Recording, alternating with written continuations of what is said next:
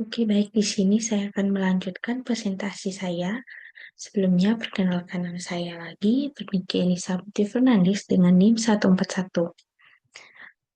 Di sini saya akan mempresentasikan soal nomor 3, yaitu analisis preskriptif dari studi kasus yang telah diberikan oleh Ibu. Nah, menurut yang saya baca, konteks permasalahan dari studi kasus itu adalah tantangan dalam menentukan vendor transportasi yang paling tepat untuk mengoperasikan sejumlah rute bus sekolah. Nah, setiap vendor ini memiliki keterbatasan kapasitas, harga penawaran yang berbeda, dan hanya melamar rute tertentu, sementara setiap rute harus dilayani oleh satu vendor. Selain itu, distrik sekolah juga memiliki anggaran terbatas dan harus memastikan seluruh kebutuhan transportasi siswa itu terpenuhi secara efisien. Oleh karena itu, dibutuhkan pendekatan preskriptif untuk menentukan alokasi rute ke vendor yang paling optimal dengan tujuan meminimalkan biaya dan memastikan kelancaran operasional layanan bus sekolah. Nah, pertanyaan yang pertama adalah keputusan yang diambil dari studi kasus itu. Di sini ada dua keputusan. Yang pertama ada menentukan vendor mana yang harus diberikan kontrak untuk menjalankan rute-rute bus sekolah dengan tujuan untuk memaksimalkan pengembalian investasi, kemudian meminimalkan total biaya, kemudian menyediakan layanan bus yang efisien dan tepat untuk memenuhi kebutuhan rute siswa.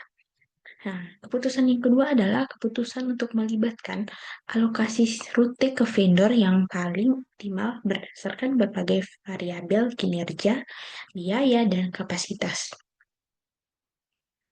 Kemudian di sini ada data yang dibutuhkan untuk alokasi terbaik.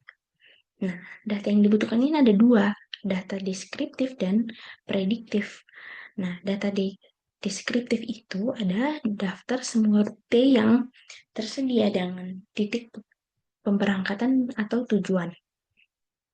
Kemudian ada vendor yang mengajukan penawaran serta yaitu kapasitas operasional, stabilitas finansial, kemudian ada reputasi atau kemampuan manajerial dan harga yang ditawarkan untuk masing-masing rute.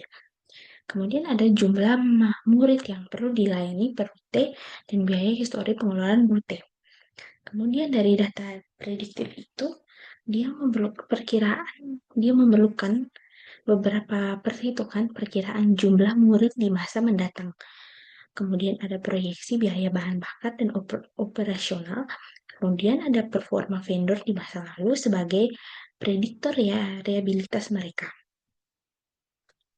Kemudian ada kendala yang perlu diperhatikan dalam memberikan kontrak tersebut. Yang pertama ada setiap rute yang harus dilayani. Yang kedua ada satu rute hanya bisa diberikan kepada satu vendor saja. Kemudian vendor hanya bisa diberikan rute-rute yang mereka lamar atau mereka ketahui. Kemudian ada minimum rute yang dapat diterima oleh vendor harus dipenuhi. Nah, vendor itu bisa menolak kontrak jika terlalu sedikit rute. Kemudian ada kapasitas vendor. Kapasitas kendaraan vendor cukup untuk mengangkut siswa yang ada. Tidak boleh lebih.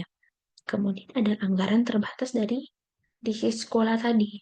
Kemudian ada vendor tidak boleh diberi lebih banyak rute daripada yang dapat mereka tangani. Pokoknya harus sesuai kapasitas mereka lah. Kemudian contoh dari kasus lain yaitu saya mengambil di sini ada pengalokasian ruang kelas dan jadwal pengajaran di Universitas Sanata Dharma. Nah, tujuan itu memaksimalkan pemanfaatan ruang dan dosen. Kendalanya di sini adalah ketersediaan ruang, waktu dosen, jumlah mahasiswa juga per kelas itu sangat disayangkan di Universitas Sanata Dharma.